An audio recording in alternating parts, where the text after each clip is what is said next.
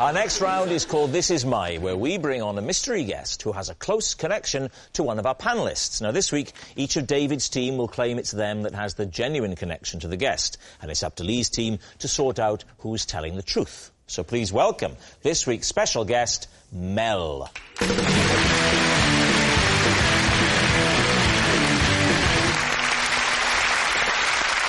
So, Vernon, what is Mel to you? This is Mel, and he came to the rescue when I almost blew up a banana factory. David, perhaps you'd like to explain how you know Mel? This is Mel. He's the postman who had to retrieve my phone from a postbox when I accidentally posted it instead of a letter I was carrying. Finally, Dara, how do you know Mel? This is Mel. One night we were out stargazing and we were quizzed by the police because they thought we were peeping Toms. Lee's team, where do you want to begin? There's something about, if he had said blown up, he blew up a banana factory, it would have been bizarre. There's something more bizarre about almost blowing up a banana factory. What did you actually do in the banana factory? Well, what happens in a banana factory is that bananas come in from a foreign land, let's say the Caribbean, and they are ripened in Bolton. They're ripened in Bolton? There's not enough sun in the Caribbean. Did you work in this banana factory? I did, yeah. Right, what was your job? Do? Were you the banana straightener? No. Or were you the banana bender? Maybe they come in straight. And it's his big muscly body that turns them into that shape. That's what they do in Bolton. What are you up to? Oh, you know, just usual, bending me bananas. Surely it's a banana ripening plant, anyway, not a factory. Well, it's a factory because there was a conveyor belt, so I just... Wait, whoa. There's a conveyor belt? So someone puts it on and it's green. And by the end of the conveyor belt, it's ripened. How big is this conveyor belt, Vernon? And more to the point, what are you doing other than... Shall I straighten it? Yeah? What did Mel do? Mel, he was one of the foremen in the factory. There was only 4 men working in a banana factory? How did you almost blow up this banana factory? I was on a forklift truck, and what happened was I inadvertently drove into a gas heater and disconnected it. Right, and then what happens? And then the factory filled up with gas. Really properly fills? Yeah. What did Mel do? What did Mel do? How did he save you? Mel shut down the factory and evacuated the building. Leaving the bananas to ripen themselves. Now, what about David? What did we think of David's story with the post box? What were you supposed to be posting? I had a card and 2 normal letters to post. Right. And the nearest post box to me has a very narrow aperture. Right. So only... What, for the letters? Yes, yeah. I know the kind of thing. Or for, you know, whatever you want to use it for. But it's... We've got them back home. Yeah. And you can't get them in sometimes. You can't get the wider things in. So you thought I'd just post whatever fits, and that was your phone? Stuff my keys in there. Oh, they go in, the keys go in. Did it change? So that goes in, all right? That's the stuff that is. I was contemplating what an outdated medium snail mail was, and I thought this will show them. No, I in my confusion, I thought, that doesn't fit. I'll post those 2, they fit. And, what a fool. Oh, so the 2... What a fool I've been. If only this were happening in a sitcom. The 2 letters and the phone go in at the same time? Yeah. So you emailed it and put a hard copy in at the same time? So how did Mel come into it? Was he... Well, luckily, Mel had also fallen in. And, he just reached it out, didn't he? And passed it out. I mean, I hadn't realised that pillar boxes were manned until then. He simply handed it back. No. So go on, what happened next? I noticed that the last collection of the day was happening about half an hour later. Right. So I thought, I know what I'll do. I'll simply wait. Fiendishly clever. No, you didn't.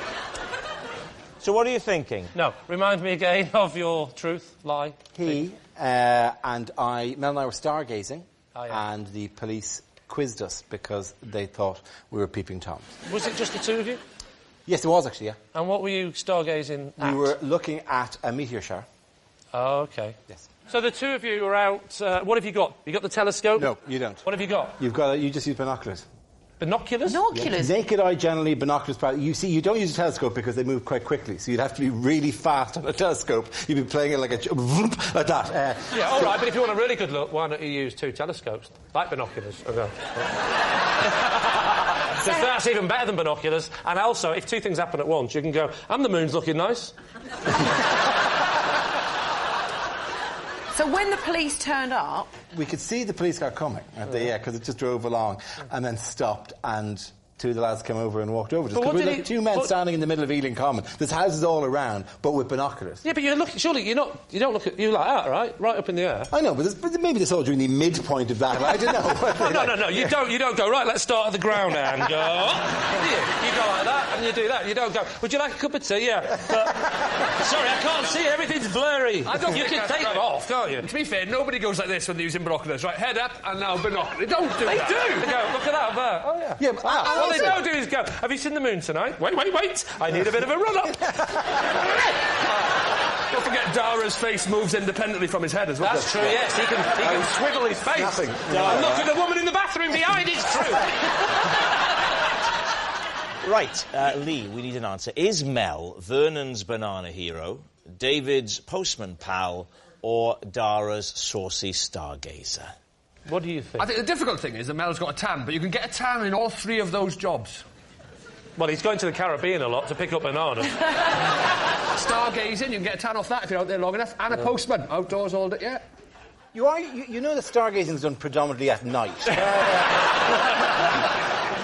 There's not a shadow of a doubt in my mind that Mel worked in the banana factory. OK, you're saying banana man. I definitely, if I saw Dara and Mel on Ealing Common, I would think they were a couple of pervs. But Dara could have said, it's OK, I work in TV. And the police would go, well, that makes it impossible then. So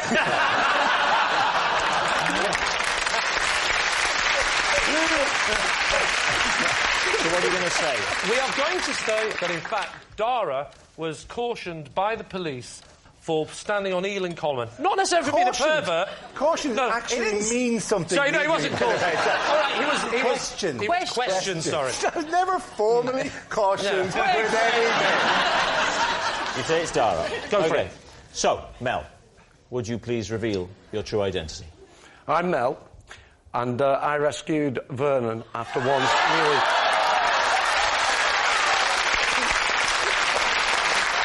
Yes, Mel is Vernon's banana boss. So, how dangerous was this? Were you just seconds away from bang? Virtually, yeah. Vernon's driving the forklift, and like you said, rather so he says... Why didn't you speak like this before? Why isn't he allowed to speak? Now, what was Vernon known as within this factory? Little Vern. Little Vern? Little Vern. Oh. Stand up next to Mel, Vernon, and let's see Little Vern now. Mel, thank you very much indeed. Our next round is called This Is My, where we bring on a mystery guest who has a close connection to one of our panellists. Now, this week, each of David's team will claim it's them that has the genuine connection to the guest, and it's up to Lee's team to spot who's telling the truth. So, please welcome this week's special guest, Hannah.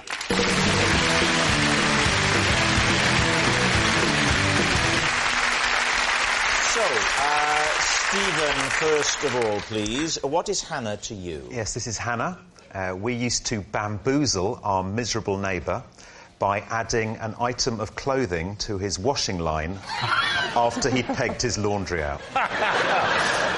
Izzy, how do you know Hannah? This is Hannah. In order to impress a boy, we once competed to see who could eat the most ants. And finally, David, your relationship with Hannah. This is Hannah. Last year she bought a pub and named it the Mitchell and Glove. And I gave her my blessing to use my face on the pub sign. Lee's team, where to begin? Why is it the Mitchell and... What does the glove come into this? I think it was originally called the Boxers. As in the dog or the fighters? As in the gloved fighters. Well, it's an obvious progression, isn't it? Yeah. Boxing, David Mitchell. I think she was very keen to change the image of the pub. And do you know why Hannah chose you? I think she, if you can believe it, she's a fan of mine. Right, OK, so she's a fan. It's a lie, move on. Have you been to the Mitchell and Glove? No. Where is this pub, David? Which part of the country? It's in Swansea. What? Swansea?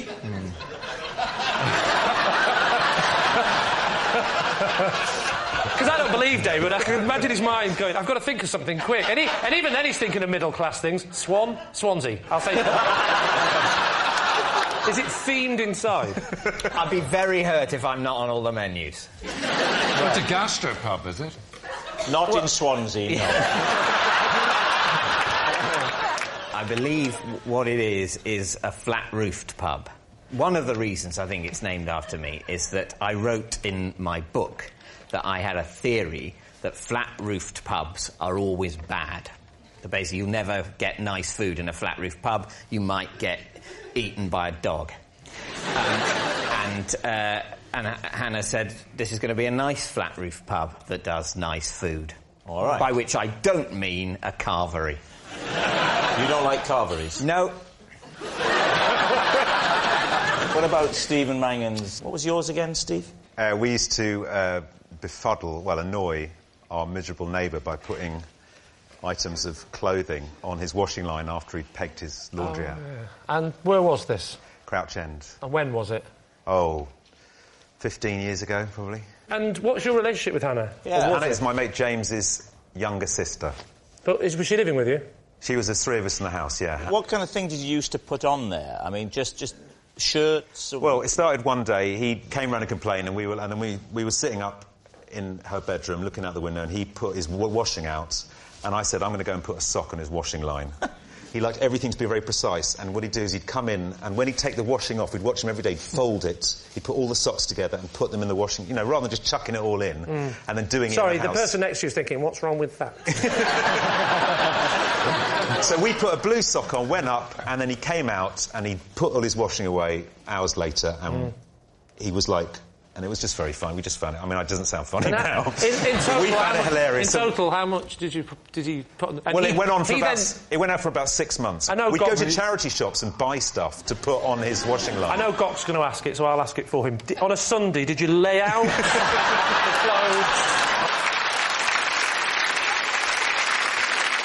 clothes? Izzy, you're saying then with Hannah, you both went out together...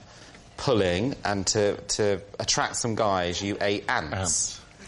We weren't out, we were at school. How old were you? About 15 or 16.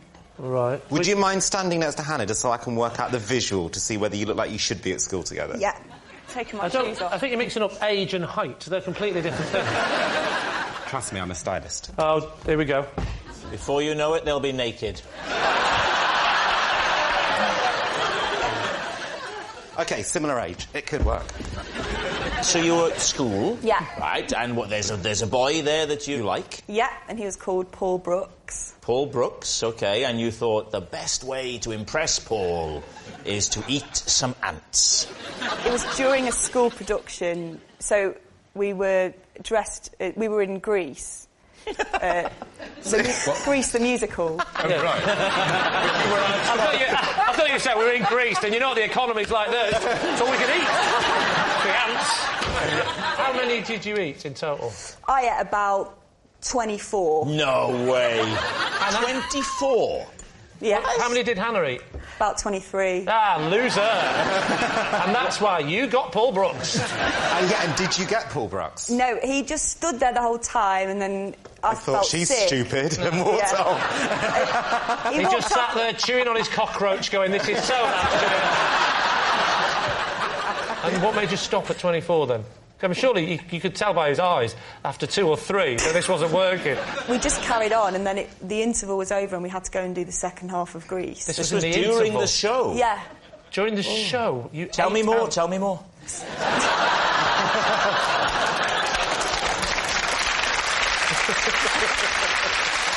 Well, we need an answer here, so Lee's team. Is Hannah Stephen's washing line prankster? Is his fellow anteater? Or David's pub landlady? What do you think? We can rule out the strange theme pub. Oh, thanks. Yeah. Well, you know, I'm sorry. What is it about my face smiling politely next to a boxing glove that makes you think people won't want to get drunk? I think it's Stephen. I think Stephen's telling the truth. You think Stephen's telling the truth? Charles? I think he probably is, actually. Do you think it's Stephen? Yeah. I think it's Izzy, but I will go with the majority. Well, then I've got someone to blame. OK, so, Hannah, would you please reveal your true identity? My name is Hannah, and in order to impress a boy, Izzy and I once competed to see who can eat the most ants. Thank you very much, Hannah. Our next round is called This Is My, where we bring on a mystery guest who has a close connection to one of our panellists. Now, this week, each of Lee's team will claim it's them that has the genuine connection to the guest, and it's up to David's team to spot who's telling the truth. So, please welcome this week's special guest, Neil.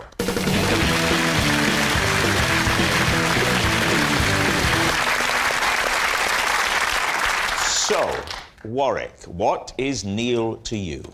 Well, this is Neil, and he paid me to jump out of a tree in the park and propose to his girlfriend whilst dressed as an Ewok. Paul, how do you know Neil? This is Neil, he's my neighbour, and when he goes on holiday, I look after his parrot and take it out in the cage for a walk. And finally, Lee, what's your relationship with Neil? This is Neil, and to prove my manhood, I once assaulted a womble in front of him. So there we have it. Warwick's park proposer, Paul's parrot-walking neighbour, or Lee's womble witness. David, where do you want to begin? Where to begin? Yes. So, Warwick. Yes. Clarify exactly the transaction that you underwent with Neil.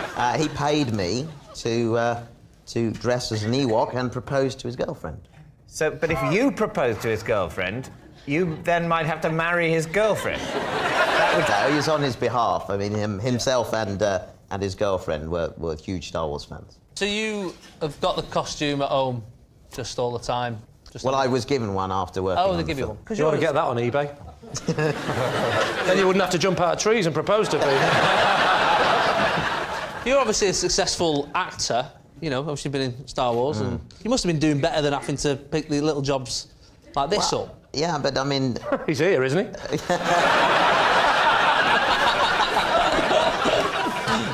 There are sort of ups and downs in any actor's career. I say it again, he's here, isn't he?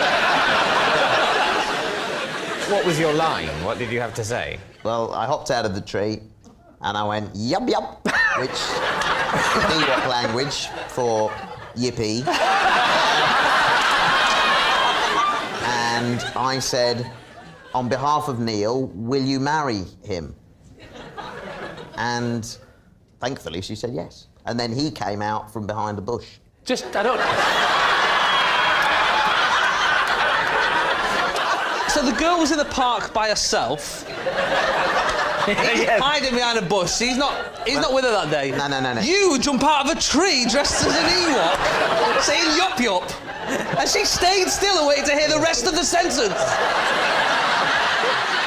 No, Neil and I had organised it. She always went this way home from work. So she was walking home from work as well? Yeah. Was it after dark? No, it was in the summer. OK. So you knew she'd passed that particular tree? Yes. What was her name? Tracy. That is a name. That is a name.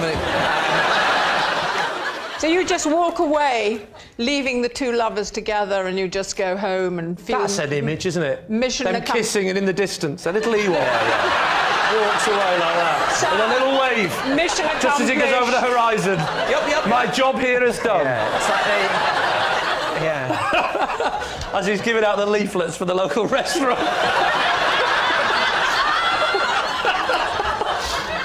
And did you get an invite to the wedding? Yes, I did, yeah. You did? Did you go? No, I didn't go. No. There's no money in that. And how did it come about? How did he get in touch with you? And well, Neil came to a Star Wars convention that I was at. Right. And I knew him when I was a kid. I didn't really remember him, but then when he asked me that I'm going to propose to my girlfriend, she's a huge fan. You know, and offered me some money to do it. I mean, I still... That's what friends are for. And have there been a progression of, like, did he start with Han Solo and go, right, he doesn't want to do it? All relationship starts with Han Solo.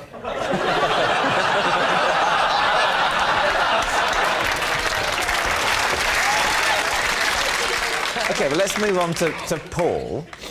Now, Neil is your neighbour. Yeah. And he owns a parrot. Yes. Why does the parrot need walking? It needs to get out in the fresh air. So you walk down the road just with the parrot in a cage? Well, he's actually got... It's not like great exercise for the parrot, that, is it? No, it's to get the air. It's to get the air, and it keeps Couldn't you just use a hairdryer? What colour is the parrot? Well, it's got a blue head and sort of bronzy wings. Blue head, brown wings. Yeah, a little dark sure down it's the not bottom. a pigeon? It's bright blue. All right. I mean, you seem to me too busy to be doing that as well. What does your neighbour do for a job? Poor Warwick, but he doesn't seem too busy to be doing jumping out of trees.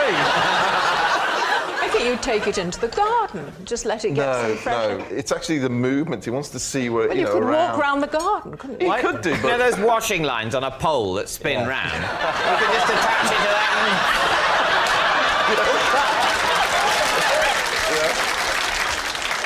And where would you go on this walk, Paul? Where? We live in a village, and literally just up the lane, there's a little path which breaks out to the wheat fields, and literally, I don't go as far as I normally walk the dog, but about halfway up the field and back. He offered me to have this, it's like a haversack. It's weird. And it's got a connection, you can actually hold it on your back. No way. Yes. In the cage? In the cage. Oh, I thought you meant without the cage, and I thought it could take off.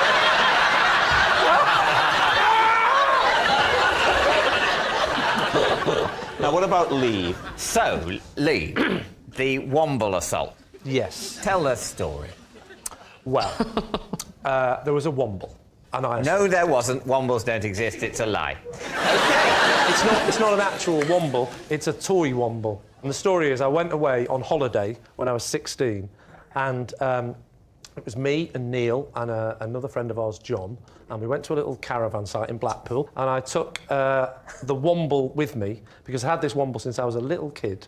And I don't know why, but I took it on holiday with me, and when I opened the suitcase, them two mercilessly took the mickey out of me, and I said, that old thing, I don't even know how it got in there, and to prove my manhood, I got a pair of scissors, cut its ears off, and then burnt it on the fire, and was devastated, but I tried to show my manhood by just not being bothered. I don't bother about that, so... Did you cry later on? I was crying as I did it inside, but on the outside laughing. It's a bit like this show.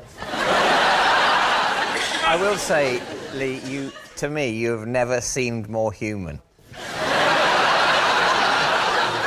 How did your friends react when you sliced up the womble with the scissors? Did they go, yeah, you're a great lad, or were they? You and your boy talk. I know.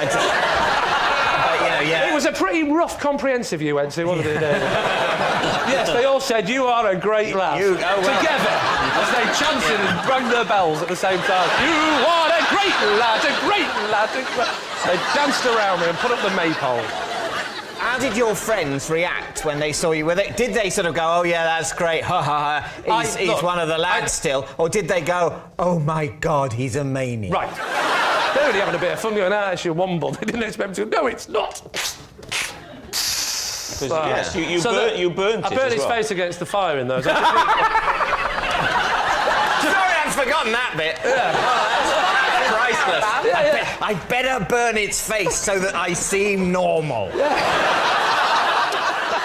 We need an answer, David. Is Neil Warwick's park proposer, Paul's parrot walking neighbour, or Lee's womble witness? Joan, what do you think? Well, I think if I was a fan of Warwick and the show, I would think that would be quite a larky thing to do. I genuinely hope it's not true about Lee. because I think that must have been a very upsetting thing. Me too. And then it must have been very upsetting when the point came you realise you have to use that terrible moment in your past on a TV comedy show. David, it is Series 7. I'm getting desperate. I know. By Series 23, I'll be going, I had to see a child psychologist because Mummy left. Just go on the show with an eye patch on saying, I blinded myself in one eye before the show. Who knows? Will it be an eye or a wound? I think the parrot one is the least plausible for me. I think Warwick's telling the truth. I think that's the closest to reality. I hope it is. I think I, too, think it's most likely to be Warwick that's telling the truth. You think it's Warwick? You think it's the Ewok? It's the jumping out of the tree and the proposal? That's what we're going with. Right. Neil, would you please reveal your true identity? Rob, my name is Neil, and I'm a friend of Lee's, and I witnessed the womble.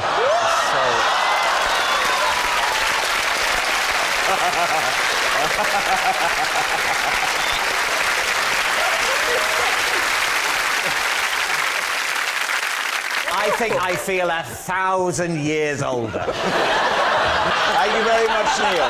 Thank you. Our next round is called This Is My, where we bring on a mystery guest who has a close connection to one of our panellists. Now, this week, each of David's team will claim it's them that has the genuine connection to the guest, and it's up to Lee's team to spot who's telling the truth. So please welcome this week's special guest, Shailene.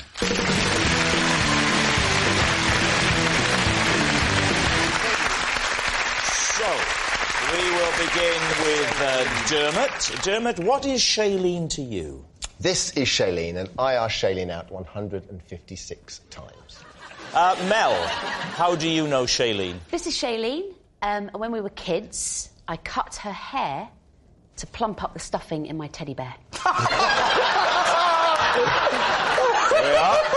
Finally, David I want Mitchell. that to be true. I want that to be that's true. amazing. How do you know Shailene, David? This is Shailene. She is the swimming pool lifeguard who talked me into letting go of the diving board I was clinging to after I panicked mid-boing.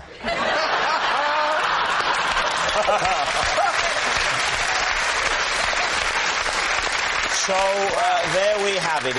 Is it Dermot's romance rejector, Mel's teddy stuffing supplier, or David's diving board saviour? Lee, where do you want to start? Wow, where do we start with that one? Dermot, when was this? I'd have been probably 14, and Shailene was a year younger than me. How did you do it? Was it all face-to-face? Yep.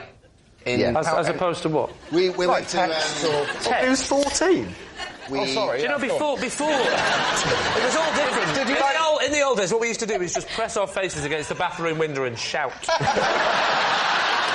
Dermot, just to be clear, how many times did you ask her out? 156. In how many sittings?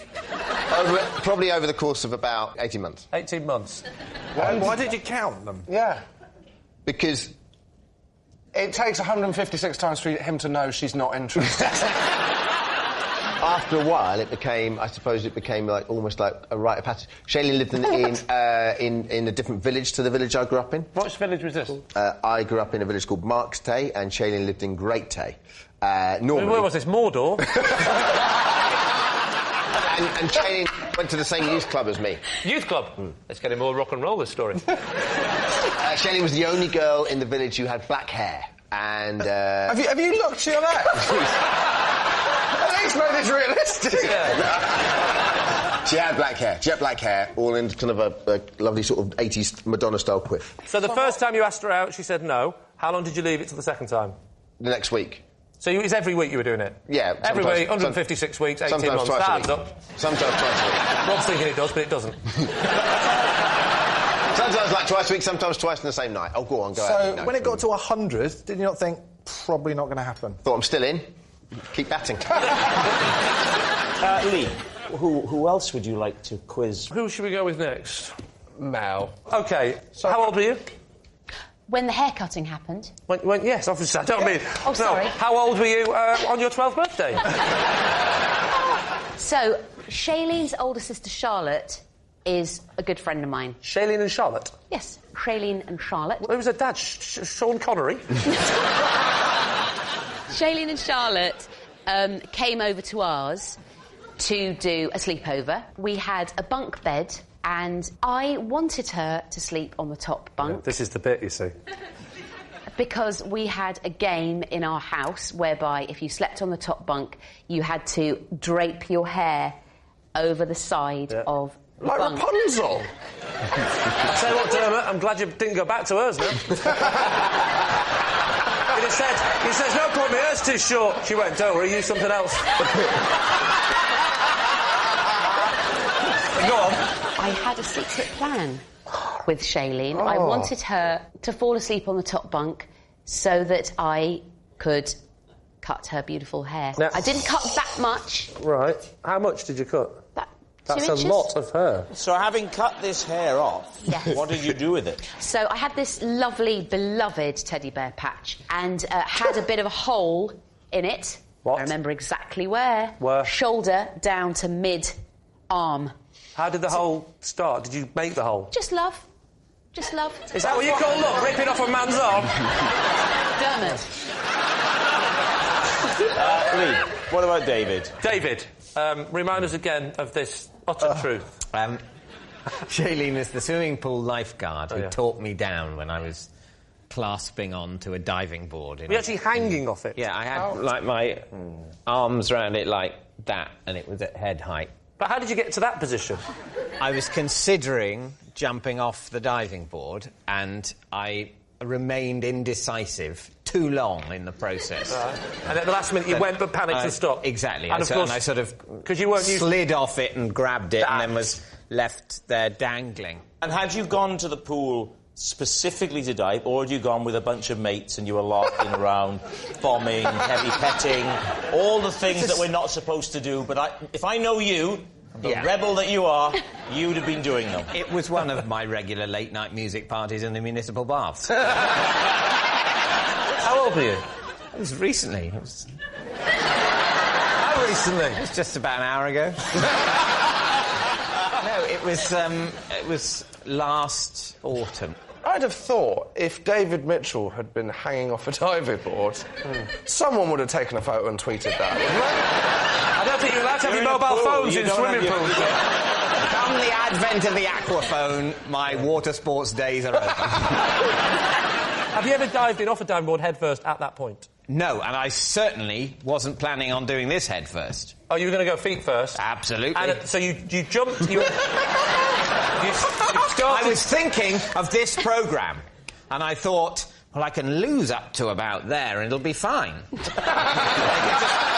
could prop the remnant on a bar stool, and I can still do the job. So I thought, I'll go in with the non-panel show end first. As you've leapt off, at that point you think, I'm going in, change your mind, spin in the air, grab the board and land and just do that. Because I think that's a 10. It was the moment of indecision that made you stumble. Changed how I mean, I can't entirely... Did you... It's bizarre, considering it happened to me, that I can't entirely visualise it. So, what are you thinking, Lee? I want to know exactly how Shailene talked down David. She said, are you all right? Which, wasn't the best question in the world, but...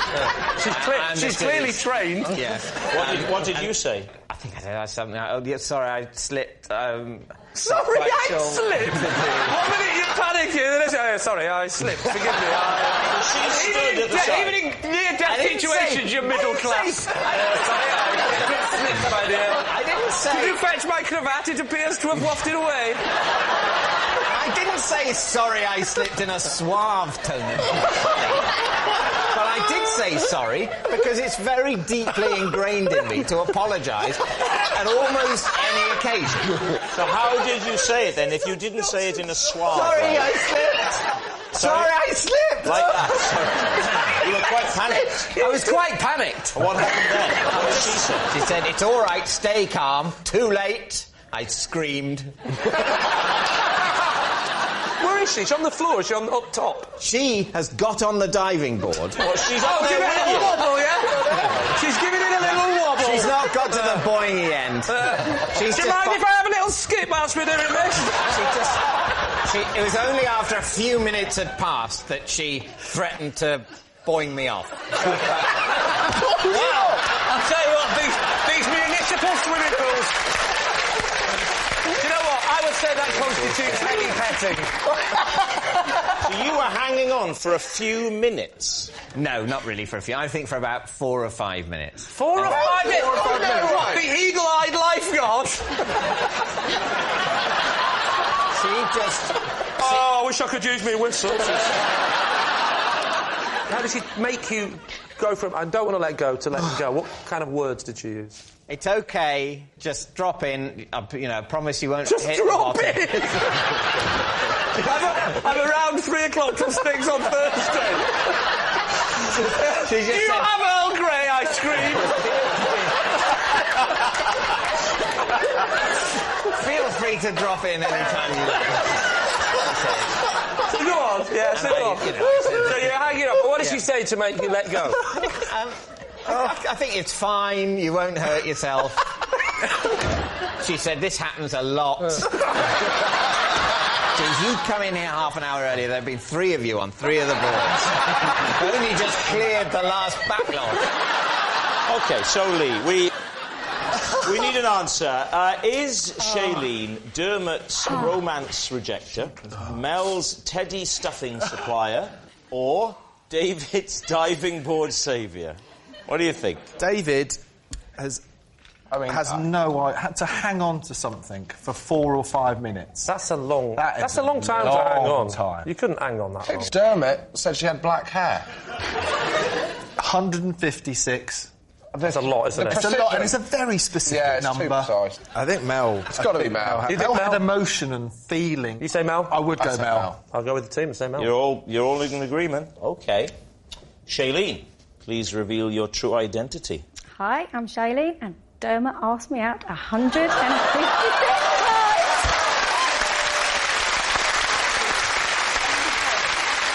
Thank you, Shailene. Thank you very much. Our next round is called This Is My, where we bring on a mystery guest who has a close connection to one of our panellists. Now, this week, each of Lee's team will claim it's them that has the genuine connection to the guest, and it's up to David's team to spot who's telling the truth. So please welcome this week's special guest, Ian.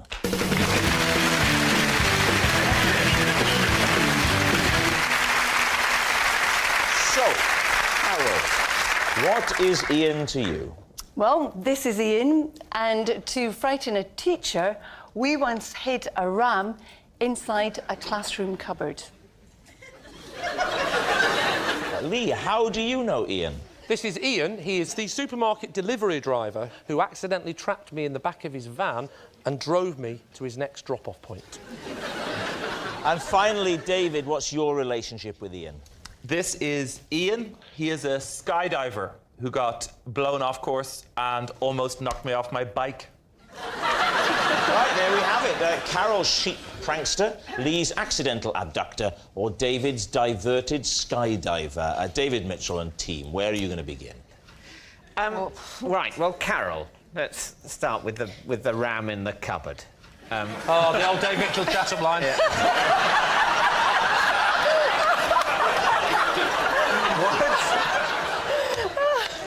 Why did you put a ram in a cupboard? Well, Ian and I went to school together in the Highlands, and often you would see the sheep and the rams just, meandering into the school grounds. Yeah. And this particular day, one came in. So the ram wanders into the school grounds? Yes. And you think, oh, that's fine, it'll be quite docile, I dare say it'll agree to get into a cupboard. Well, what happened was the teacher was late. He was quite often late, and we were in a wee porta cabin out the back. Are you saying of the teacher was a drinker? No. Okay. But anyway, he was late, so we thought it'd be quite funny, because he was late, just to put this ram in his cupboard so that when he came in, the ram would be mad and come rampaging out. Does Ian look like the kind of man that would grab a ram and drag it into a cupboard? Yeah, he does. For a laugh. He does. He looks like a kind of a devil. And I think Carol, being attractive and beautiful, would have done that whole, oh, let's just put a ram in the cupboard. And Ian would be like, yeah, I'll show you how to put a ram in the cupboard. So when the teacher eventually arrived, how long was it before he went to his cupboard for a little look at his possessions? And what happened? It would have been about 10 minutes. 10 minutes. And, of course, we were all sniggering in the Sniggering. class. He opened the door.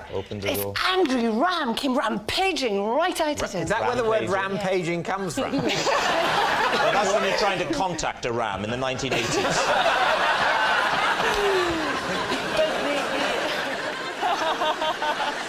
Who would you like to quiz next? David, could you describe how Ian, was it nearly hit you? Yeah, skydiving. I mean, this goes back to '92, and my family have always been involved in the Scouts of Ireland, and so I was with the big jamboree was in Wicklow, which is just outside of Dublin, and I was on a tandem bicycle with my aunt, who's one of the heads of Scouting Ireland, and we were heading towards the jamboree, and they were launching a comic book character to remind kids not to start fires in forests. And he was called Fire Dog, and his catchphrase was, "Don't start a fire, woof." And for the launch, they decided in the jamboree they were going to parachute Fire Dog into the middle of the jamboree, and we were on the tandem heading towards it with our little Scouty ties on. Can I just check? Fire Dog, he says, "Don't start a fire, woof." Is it "don't start a fire, woof," or "don't start a fire, woof"? Which one is it? I want to know. I'm genuinely wondering which is the campaign. It's quite easy. This is actually quite easily solved immediately with a demonstration, because my understanding of skydivers is they have a really good core muscle. So essentially, if we do that bit from Dirty Dancing, where You actually didn't get any taller when you stood up. That was the oddest thing I've ever seen. I've never seen anyone stand up and remain the same height. Yeah. That was shocking. If I just run towards you, like and you just lift me up, like the end, then you'll be a skydiver. And if you don't do it, I'll be really hurt and you're dead. So... Likewise, in a minute, I'm going to ask you to shut me in the back of a van. I was just going to say...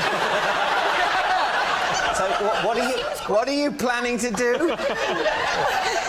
I'm seeing whether or not he looks frightened by the prospect of me running towards him, and he's got to lift me He up. does look a bit frightened, yeah. Also, Rob also looks frightened.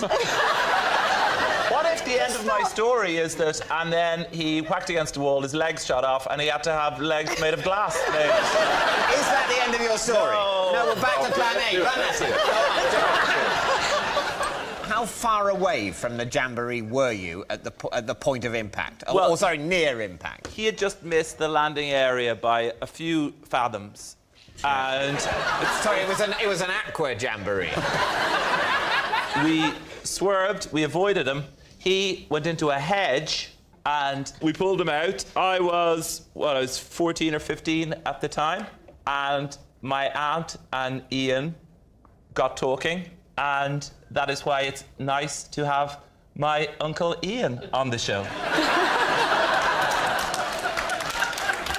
Oh, that is that was a hell of a landing. That is a bombshell. Yeah. Your aunt met her husband when he nearly hit her dressed as a dog.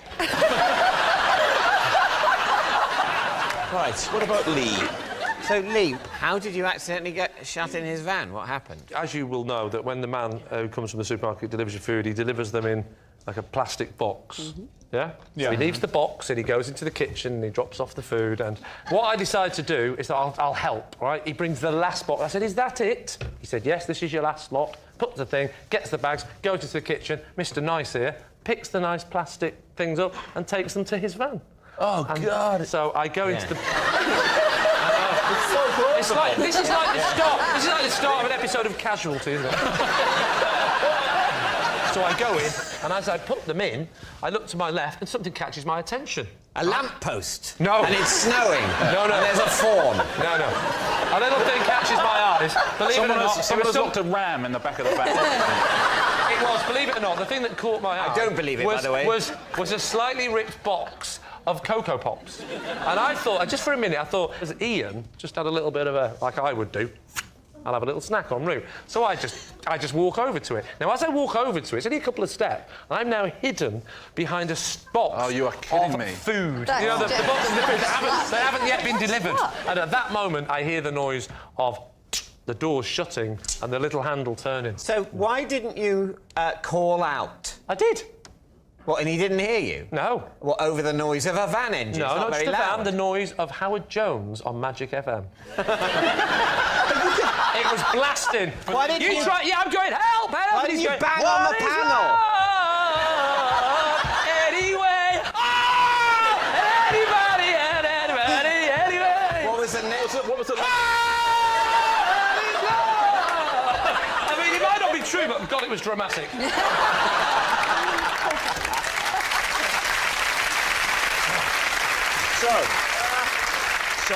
We do need an answer. Is Ian Carol's sheep prankster, Lee's accidental abductor, or David's diverted skydiver? The key thing is I don't want to be fooled by David O'Doherty. That's the key. Look at him.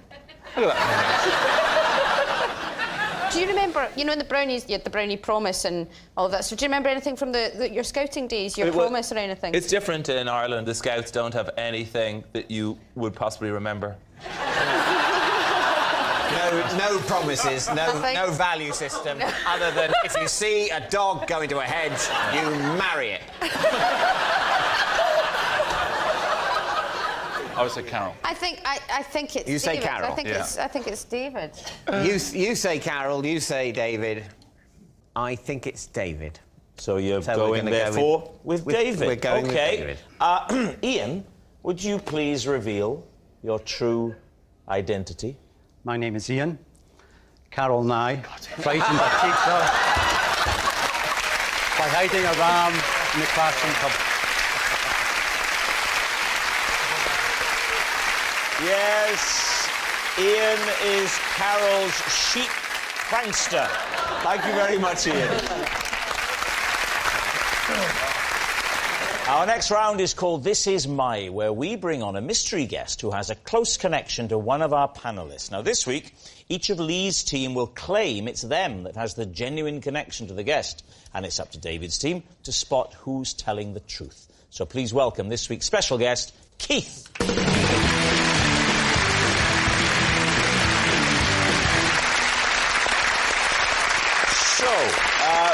Bob, first of all. Bob, what is Keith to you? This is Keith. He's my oldest friend, and when we were at school together, we hid a dictaphone in the classroom ceiling to confuse our teacher. David Harewood? This is my old teacher, Keith. I once had to claim I wasn't me when I met him in a cafe, as I was in character preparing for Homeland. And finally, Lee, your relationship with Keith. This is Keith, and his hawk... Yes. Yes, I'll admit, David, it's a difficult start. But go with it. Yeah. This is Keith. And his hawk was supposed to land on my arm at a village fete, but instead stole the wig from the man next to me and flew off into a tree. So there we are. It's Bob's classroom prankster, it's David's blanked buddy, or it's Lee's hawk handler. David's team, where do you start? So, yes, David, he was a teacher at your school? Very briefly. What, a whole lesson? I mean, I don't know if... I mean, I would see him. But he didn't teach you? No, not teach He was someone who hung around a school, and he was... Charitably, you assumed he was a teacher. But if he was at the school a short period of time, how did you even recognise him in the cafe? Oh, I knew it was him. He walked into the cafe and he said, "Hi, David," and basically I blanked him. It was literally the month before I went to America when I was doing Homeland, and I'd just been to see my dialect coach. He basically said I have to stay in my American voice. So Could you not have explained that to him in your American voice? I'm sorry, buddy, but I'm doing a wall here. I don't think it was ever as good as that, John, to be fair. I basically just had to say, I don't know what you're talking about. Oh, I'm remembering you now. Do the voice a bit more straight. I said, I don't know what you're talking about. Ooh, that did weird things to me. So your dialect coach said, you're in this role, you need to stay in this character. Yeah. Now the lesson's over, let's go to a very public place. Yeah. We are likely to encounter several people. Well, that's what you have to do. You have to stay in that voice. You have to have the confidence to stay in your voice. Why can't you just, like, turn it on like an actor? Oh, that's a cheap shot, Sarah. I have to say, I did phone him up afterwards and apologise. So you had his number? You stayed in touch with the teacher you barely remember. Would it be fair to say the Hawk's looking a bit more plausible? So, David, who would you like to question next? Bob, remind us of your allegation. When we were at school together, we hid a dictaphone machine in the ceiling tiles to interrupt the lesson. So not to record, but to play stuff? Yeah. What sort of stuff? Well, it was important to keep a gap at the beginning, so we let it run for about 15 minutes. And then there was the noise of a fly. For a brief period, then another period, to confuse the teacher. Where would you get the noise from the fly? You'd make the noise. We'd make the noise ourselves, Let's I'm hear not paying for noise. no fly to do it. Let's hear your fly. It does sound like a fly. Can I hear your bee? We didn't do a bee. Do you know how to do a bee? Just like that fly. Oh, no, it's more wholesome if it's a bee, isn't it? Show me the difference, David. Well, I don't know, I'm not... Do well, it. I would say, OK, a bee would be a sort of a foot... No, that's a bumblebee. A fly is a... Very good. That's good. Very good. Right. Do you see the way he just slipped straight in and out of character? So yes, there was silence. Yeah. Then a little bit of fly, silence, a little bit of fly, and then, quite loudly, but not to frighten anyone, the word wolf.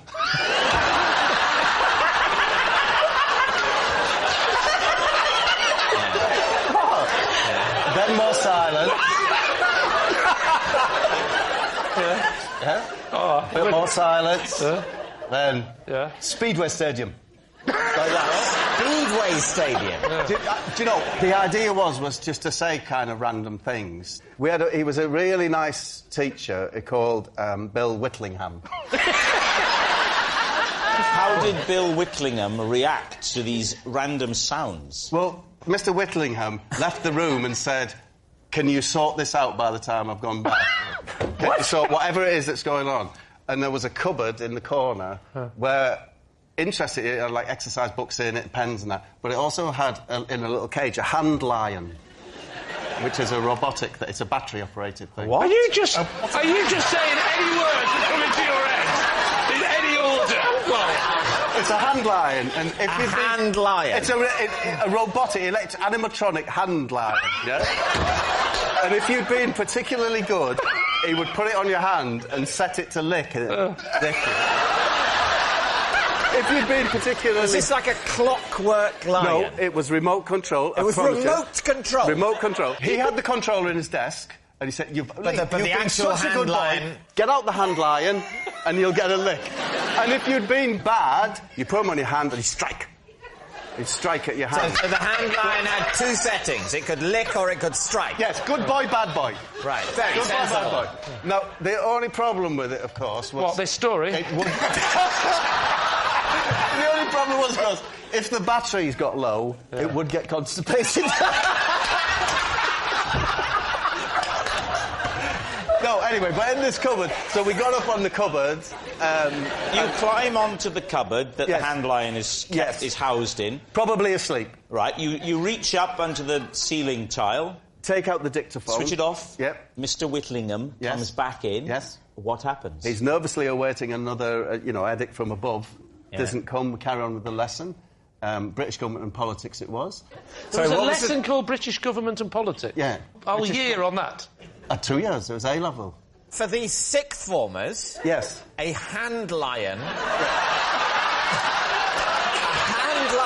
that can either lick or strike was what was used to express praise or the opposite to these 17 or 18-year-old students. And it was very effective. All right. Would you like to move on to the final claim?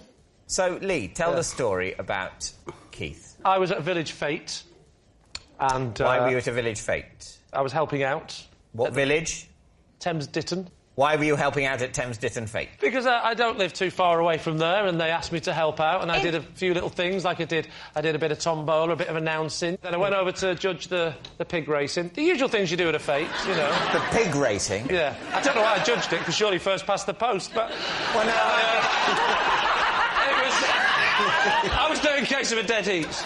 And what happened with the hawk and Keith and the wig? One of the things I had to do was to volunteer to stand there and learn. He had the little headpiece on where he'd teach the crowd basic falconry, I believe we call it. I stick the glove on and then hold this little thing. I don't know what it was, but I'm doing this. A small morsel of meat. Thank God you've been to one, because I haven't. Yeah. I'm holding a small morsel of meat. Then what happens? And then the swan comes down. The swan came down. So the hawk comes over, right? It comes over. There's a person missing from this story, and it's the mayor, right? The local mayor. I can't say it in I always struggle. Mayor. The mayor. The mayor, right? So the mayor of standing next to a horse. Yeah, so the local...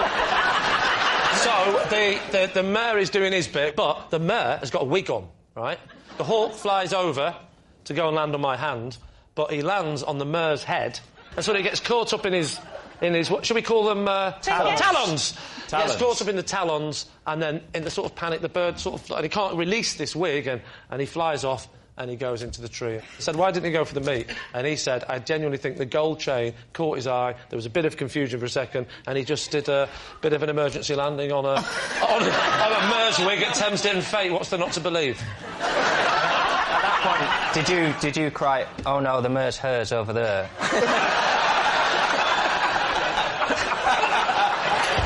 All right, so David's team is Keith, Bob's classroom prankster, David's blanked buddy, or Lee's hawk handler. I was believing Bob until the fact that he was 18 and the hand lion. I'm leaning towards David. I think I'm leaning towards David. I think it's Bob, and I think he panicked because he knew we were onto him, so he went on a ridiculous riff about a hand lion to throw us off the scent. I'll go Bob, but I've been wrong before. Sarah? I'm going to go David. We'll go David. You're saying David? Mm-hmm. Keith, please reveal your true identity. My name's Keith, and Bob and I recorded voices and hid the dictaphone in the ceiling.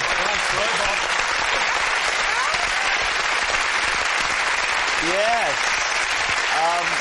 Keith is Bob's classroom prankster. I would never have believed all that stuff about a hand line was completely true. Thanks very much, Keith. Thank you. Our next round is called This Is My, where we bring on a mystery guest who has a close connection to one of our panellists. This week, each of David's team will claim it's them that has the genuine connection to the guest, and it's up to Lee's team to spot who's telling the truth. So please welcome this week's special guest, Andy.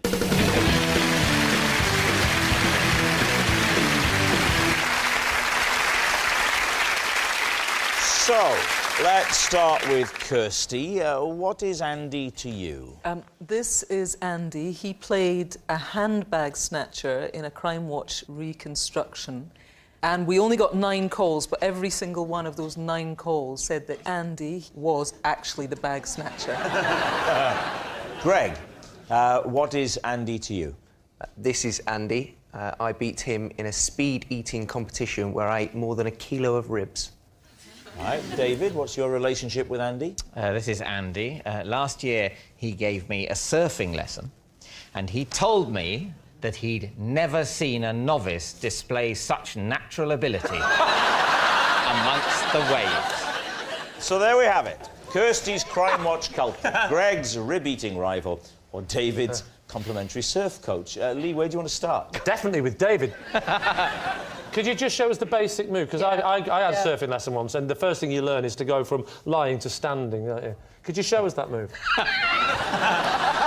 The lying to standing move. You heard it. I can't really remember it. It was only 1 lesson. Where did you go for a surf? Near Newquay, in Cornwall. So I'm not letting it go. Would you demonstrate the movement from...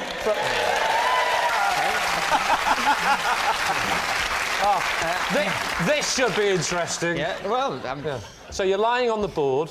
I'm helping you as much as I can. Lying on the board. And watch the movement, ladies and gentlemen. Watch as he gets to the stand. I'm sort of paddling along. Nice. Yeah. Oh, yeah. And then Paddling, you yeah. get up to your knees first. Oh, do you? And then...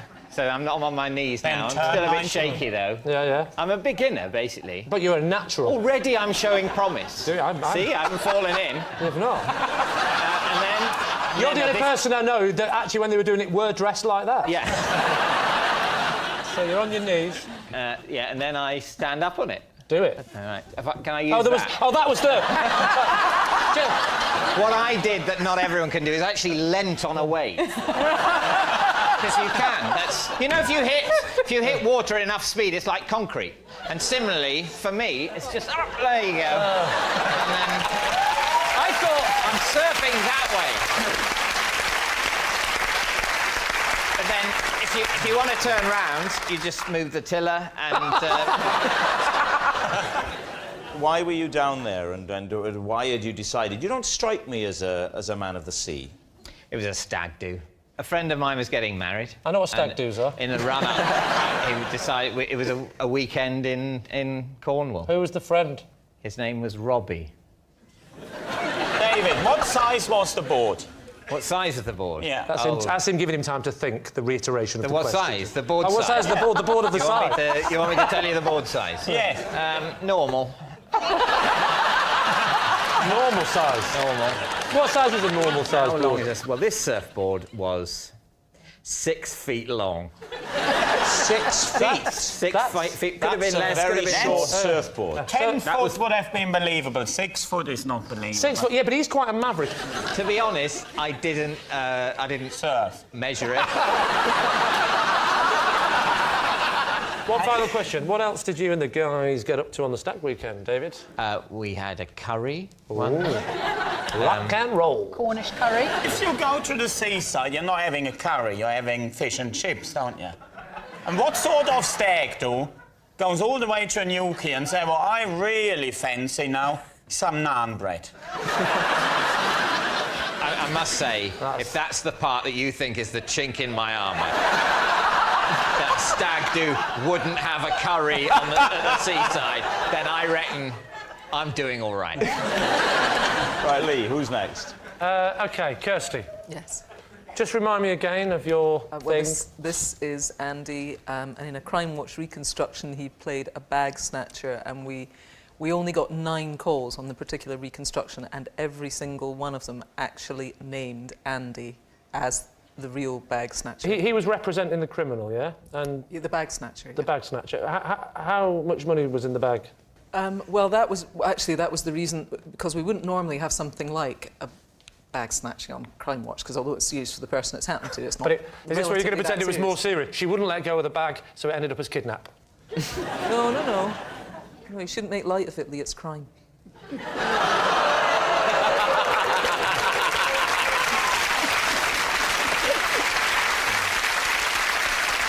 Andy would be then an actor, would he? Yeah, Andy was an actor. Well, why did the 9 people bother to ring up and say, my friend Andy the actor is playing... No, they weren't. No, they were people who had actually witnessed the crime, who phoned us and said, that is the actual guy. He looked so like the person who perpetrated the crime. So you're telling me that people rang up the BBC and said, I think I know who did it. It's the person I've just seen doing it in the reconstruction.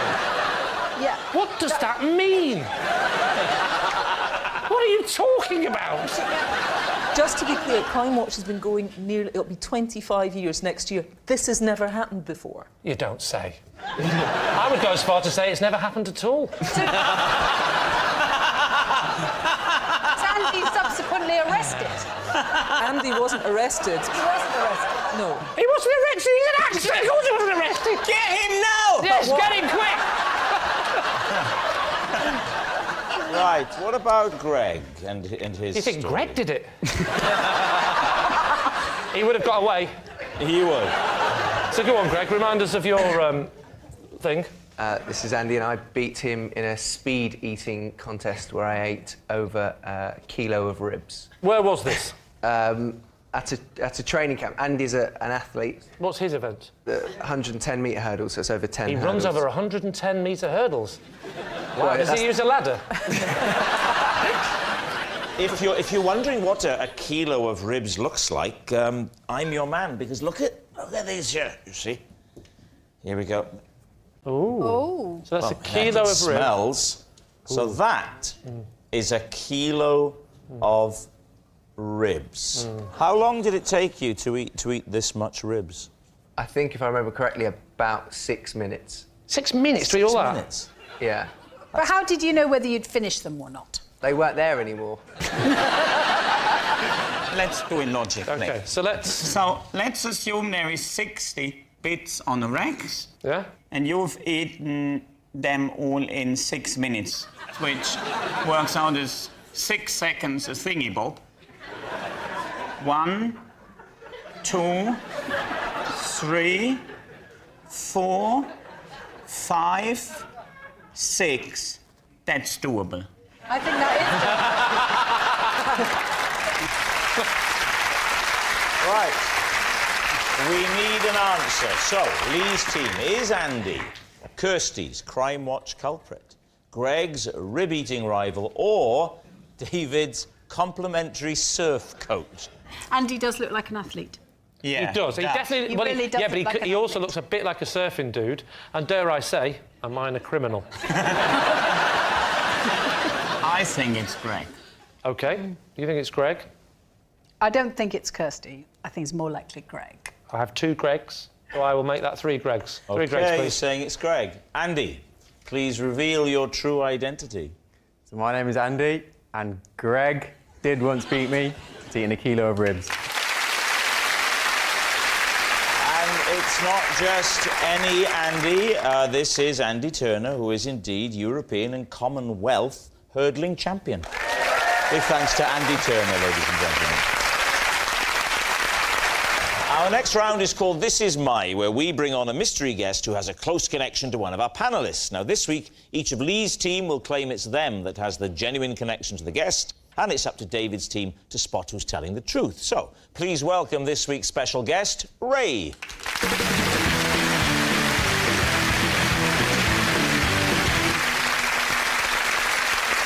So, let's start with Susanna. How do you know Ray? This is Ray. I stole his title for downing a pint faster than anyone else on the BBC breakfast team. Dave, what is Ray to you? This is Ray, and as teenagers, we spent 2 weeks building a 35-foot-long airship in his back garden for it only to be popped by his pet cat. What about you, Lee? What's your relationship with Ray? This is Ray. He taught me to drive in a hearse. So there we are. Susanna's pint-drinking opponent, Dave's airship-building buddy, or Lee's hearse driving instructor. David's team, who do you want to start with? How quickly can you drink a pint? I can drink a pint in 6 seconds. 6 seconds? Yes. How quick was Ray? 7 seconds. Thank God you said a number bigger. And how long had Ray held the record? 3 years. And how much less a man do you think he felt? It was a tough phone call because I had to call him to tell him that his record had gone. So you just did this at home, did you? I've had another one, Ray. Sorry. I'm really getting through it No, tonight. If you're drunk, why'd you turn northern, Jimmy? Because of the alcohol. All right. I don't mind. When I'm trying to fiddle the government, I always put on Jimmy's voice. We all do different things. We all do different voices. Susanna, can you just fill me in? What was his role in the breakfast team then? Ray was a floor manager of breakfast. Right. In Television Centre. I mean, Ray is famous for having the record of 7 seconds for downing a pint. But that was when we were at Television Centre in London. And then, of course, the breakfast team moved to Salford. Right. And Ray didn't come with us. I see. So the breakfast team start downing pints when? I've seen the show. I think they start before they film. I'm confident. What's the context for this pint drinking? Is it an annual... It is the annual Christmas party. What is your pint drinking technique? You have the pint, And you drink it. Quickly. I tap it once. Yeah? And I do it in 4 glugs. 4 glugs? Yes. You can't do a pint in 4 glugs. How big are your glugs? I'd like to know about the phone call. Did you want to call him straight away? Did you wait till the next day? It was the next day. Did you have to ring him?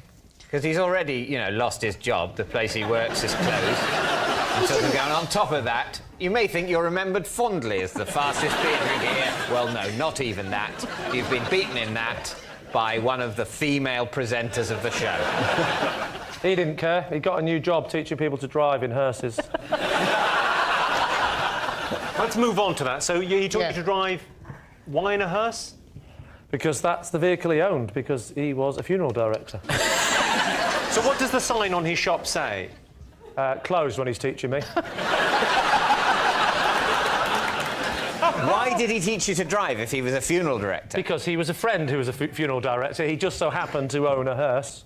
Where did this all take place? In the hearse. No, I know I sometimes said, can I have a lie down in the back if I was tired? Where did you come from? Southport. Southport, the streets of Southport. You went Yes. How do you know I'm from Southport? I told him. Yeah. How do you know? Because we've been doing this programme for 1,000 years. Right, so you're in Southport. Is that you, David? Is that David? I know everything about you, including the fact that you did not learn to drive in a hearse. Nevertheless, we have to go through this. What age did you get your driving licence? About 22. Wow. 22? Why what? About 22. Well, I was a did you late wait? developer. I don't didn't think get he my was... first girlfriend until 46. And I'm only 44. Give me a call in a couple of years. Actually, I'd like to ask you something. What the name of this funeral director? What, Ray's funeral directors? Ray's funeral directors? No, that's not my answer. I said what? Ray's funeral directors? Yeah, and what was Ray's funeral directors called? I'll tell you now. I'll tell you what Ray's funeral directors was called. Yeah? Jones's funeral director. Jones, how does he do it? How does he come up with it so fast? When he took you out for these driving lessons, did it ever happen that you had, how shall I put it, a passenger in the back? No, but he did teach me once with a coffin in the back that didn't contain a body. It didn't contain anything. Before you go, what was in there? Did he... The Cardo have got a bit more protected over their fruit and veg. Should we move on to the airship? Yes, this is Dave. So you built an airship... I mean, this seems entirely plausible to me. You built an airship in your back garden? No, in Ray's back garden. We had a mutual love of dirigibles. And how old were you when you did this? 16. What did you build your airship out of? It was mainly air. No. No, it was plastic sheeting, but it was sculpted so it did form the shape of an airship. How can you sculpt sheeting? Because the way you cut it and you put it together, when it's blown up, it will assume that shape. And was there anything underneath it? There was meant to be, but it never got that far, really. When the cat jumped on it, it was kind of put it out of commission. Billowing in the wind behind it was a different cat. You have terrible trouble with cats. How did you inflate it? With a vacuum cleaner put on blow. So you blew it up with a vacuum cleaner. Do they have cleaner? blow function? I don't know. Do you do the vacuuming very often? God, no! No, what about you? I don't know, I'd have to ask my people, but I imagine someone does. Yes. This is terrible to see 3 grown men who've never picked up a vacuum cleaner. Oh, I have picked I picked one up, yeah, but not for vacuuming. Yeah. So the idea was you actually get the shape formed and then you heat the air that you put in and hopefully it would have flown. How do you heat the air once it's already in there? Crafting a gondola with 2 camping stoves on. OK. It wasn't to carry people. You said crafting a gondola. Yeah, because now, we never I know got what that far all 3 of because- those words mean, but I can't get a concept out of them. In airship terminology, in dirigibles, it is a gondola that's suspended underneath the bag of gas. Oh, you know what? That fact alone, true. Have we changed channels? Where were you going to go? Venice. Just flying, really. It was I was thinking, next time I get locked in a bank, I want an escape plan. You see, I've been on an inflatables course where been on it. Hang on. What is an inflatables course? It's for people that keep letting down the girlfriend.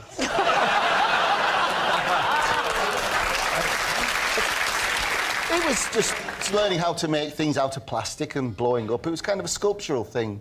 Now, let's go back to this cat. Did he jump from a tree or a wall? Backyard wall. Backyard wall. Yeah. So the cat saw this huge inflated thing and thought, I'm going to jump on it. Yeah. No, it just jumped on the top, and we were in it at the time. You were in it? Why had you gone inside? To work out where to put the heat shield. Honestly, that's true. That's could not be any more true. To work out where to put the heat shield. True. Right, chaps, we need an answer. So, David's team. Is Ray Dave's airship building buddy, Susanna's pint-drinking opponent, or Lee's hearse driving instructor? Let's go through, OK? So the her story, nonsense. I could imagine BBC Breakfast having a drinking competition. So can I. I'd remind you of the phrase, we were in there to see where to put the heat shield. You think he'd make that? And let's not forget the phrase, Jones's funeral director. I think he's a mate of Dave's. I think he looks so much like a mate of Dave's. If we stood them face to face, it would look like a vase. So you are saying, therefore... Airship! Airship, right. Airship. OK. Ray, please reveal your true identity. I'm Ray, and I built an airship with Dave.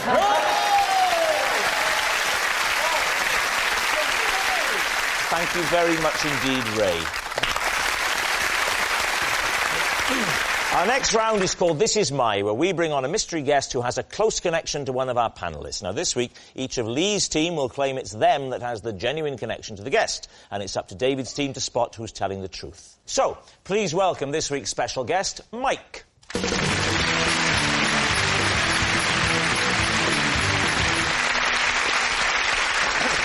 So, Barry, what is Mike to you? This is Mike, who is one of the 3 kings who came to visit me at Christmas. OK. Miles, what is Mike to you? This is Mike. We were once told off by our neighbour because our snowman was using up too much snow. Right. And Lee, what's your relationship with Mike? This is Mike, and last year I ordered my Christmas turkey from his farm, but I never got to eat it because I formed an unbreakable bond with the bird. So there we have it. Barry's Christmas king, Miles' fellow snow hog, or Lee's turkey trader.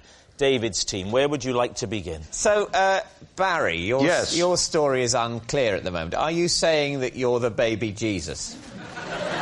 No, it was Christmas, and 3 kings visited me. What countries were they king of?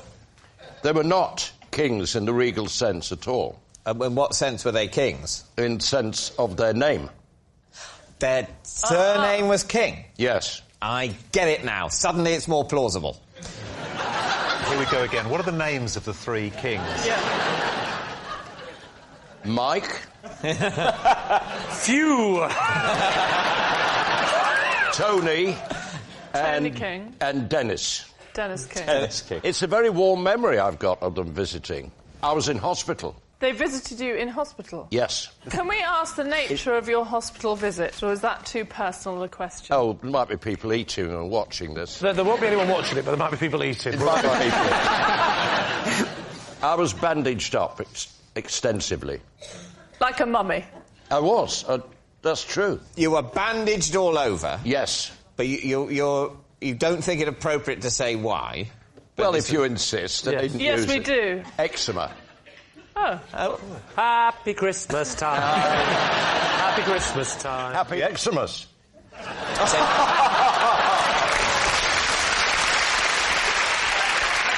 Right, what about Miles? OK, Miles, you and Mike were making a snowman together. A neighbour was very cross with us because our snowman had used too much snow. Set the scene. Where were you making the snowman?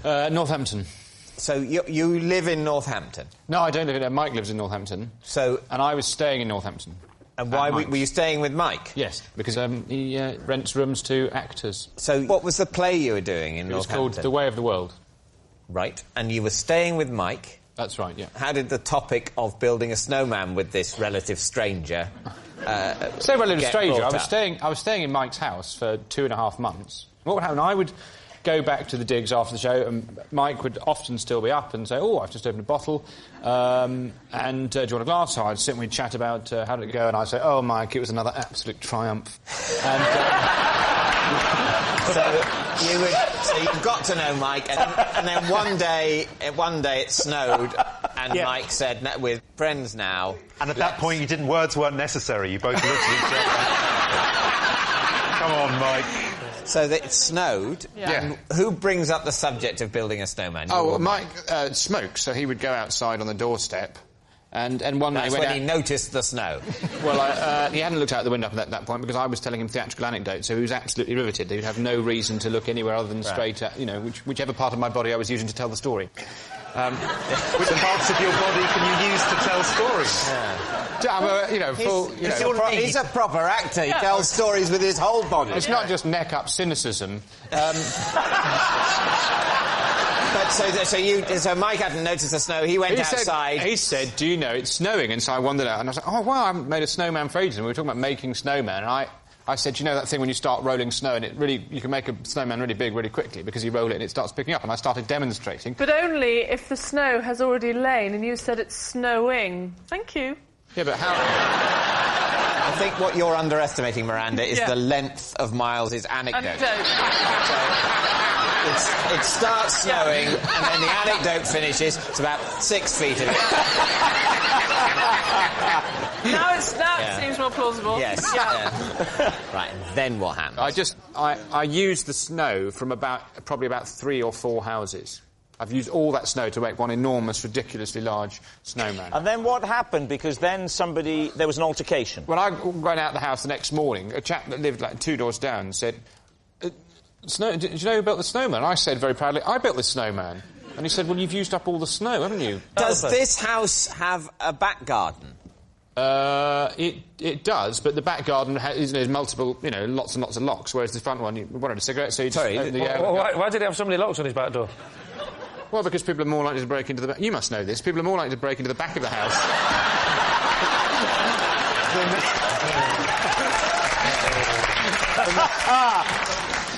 than the front. Yeah. Now then, Lee's story. Lee and your bird. Mike sold you a turkey, is that right? No, I went to his farm to choose a turkey, but I never got to eat it because I formed an unbreakable bond with that bird. And it's here tonight! What was the nature of this bond? I went to the farm in around about beginning of November, and you choose your bird, and then I was driving past again, and I thought I'd just pop in, have a look at my bird. And so he showed me, and that's when I had a proper look at it, and it looked back at me. And there was something about the look that he gave me that just made me think, I don't want to kill him and eat him. So did you immediately feel that? No, this was after we'd had dinner, and it was about the 3rd day, I think. So what did you do to save the bird's life? I said to Mike, change of plan, I will take it home. What did you have for Christmas dinner that year? We had turkey. But not that turkey. So did you say, I'll take him as a pet, and I'll kill that one, chop its head off? Because he won't give me the time of day. So where do you keep a turkey? In the first place, in the shed. I cleared away all the sharp implements. A bit of potpourri in a bowl. If you're not going to take my story seriously, Stephen, I don't want to talk to you. How did your wife react? She was well, she, as you know, lives in the shed as well, so she was... She wasn't happy, and she said, I think it's time I made a move into what she calls the house. So, I let her in the house. What did you call the turkey? Istanbul. Istanbul? Why? It's in Turkey. Turkey. Right, so, David's team. Is Mike Barry's Christmas king, Miles his fellow snow hog, or Lee's turkey trader? I'm all about Miles. Yeah. In every way. I think it's Barry. Do you? Do you? Do we think Lee is definitely not... We think Lee is definitely not true. So you think it's Family Miles? not. I think No. it's Miles. Stephen's saying Miles. I'm saying... Sometimes I'm saying Miles, sometimes I'm saying Barry. I'm confused. It's Barry. You say it's Barry. OK. Mike, would you please reveal your true identity? Yeah, I'm the Mike King with the 3 kings who visited Barry on Christmas Day. Yes, Mike is Barry's Christmas king. Thanks very much, Mike. Thank you.